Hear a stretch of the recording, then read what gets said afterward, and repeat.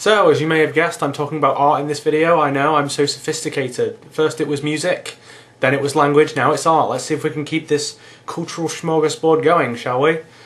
So yeah, art. In particular modern art, which has been getting attacked on YouTube recently. The most prominent culprit, obviously being Nicotine2, who recently described modern art as a 20th century scam, which just makes me giggle with glee. And I'm not going to attack him, because even though he was fairly unambiguous in what he said he was going to talk more about it and elucidate on his words a bit more in subsequent videos. So I'm going to let him do that before I go on the offensive, however uneducated I am about art. Although I like to think I'm at least a little bit educated on it. I did it for 3 fucking years, I should know a little bit about it. And then Got That Funk did a response wherein he was a bit okay, it's alright, it's not great, you know, you got to take it with a pinch of salt, that kind of thing. But on top of that, in his video he talked about one particular piece of art that I actually really like, and it's a piece of art that I've actually tried to explain to 2 people on YouTube. First one was Rob, aka Physical Conservative, otherwise known as Rith Randall, if you're old school, and Scouse Casper XS. Rob said he didn't get it, he just said he didn't get it, which is fair enough. Sucks to be him. And Scouse seemed a lot more receptive. She seemed like she understood it more after I actually explained it to her. The art I'm obviously talking about, as you've hopefully gleaned from the title, is Tracey Emin's My Bed, often called Unmade Bed incorrectly. And I am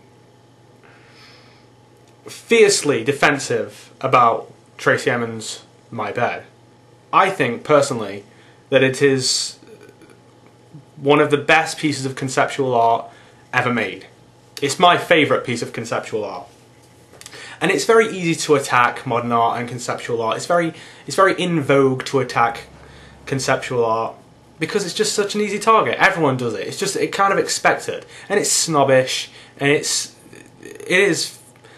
does make you a bit of a philistine because it just indicates to me, and again, I might be speaking out of my arse here, but you're going to have to explain why, but it indicates to me that you just don't know what you're talking about. Because if you actually understand the motivations behind the Unmade Bed, and by the way, I'm directing these criticisms not necessarily to anyone in particular, because Nicotine didn't talk about the Unmade Bed specifically, and Got That Funk was, you know, he wasn't directly criticising it, although he didn't seem like he particularly liked it. Either way, this is my 2 cents. Or 2 pence, I suppose, because I'm British. Tracey Emin's Unmade Bed is about life. You've got to understand the motivation behind it, and it's about life.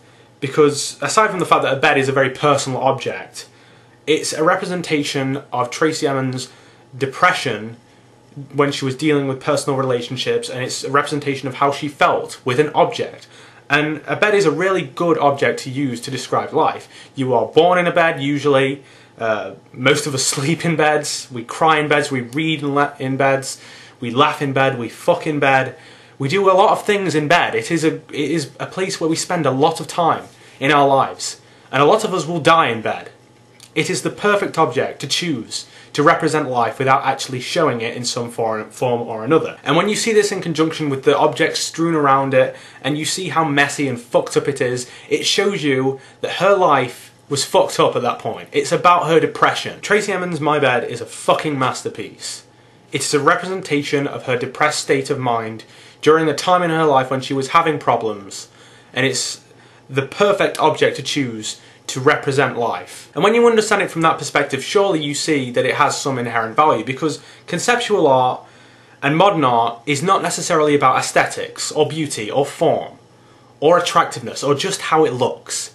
It's a bit deeper than that, and when people criticise it, I get the feeling that they're not really understanding it in the way that you're supposed to. They're taking it at face value, which is the exact opposite of what you need to do with modern and conceptual art. Conceptual art, and a lot of time modern art, is about ideas and emotions and philosophy and intentions and concepts. That's why it's called conceptual art.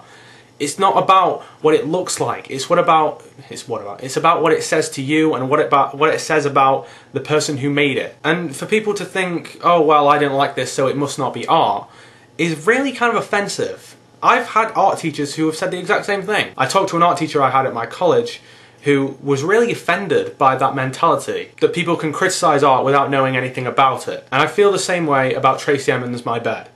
I love that piece of art. And if you can tell me why it's shit without just going, well, I could do that, then good for you. But unless you have an actual answer with actual reasoning, fuck off!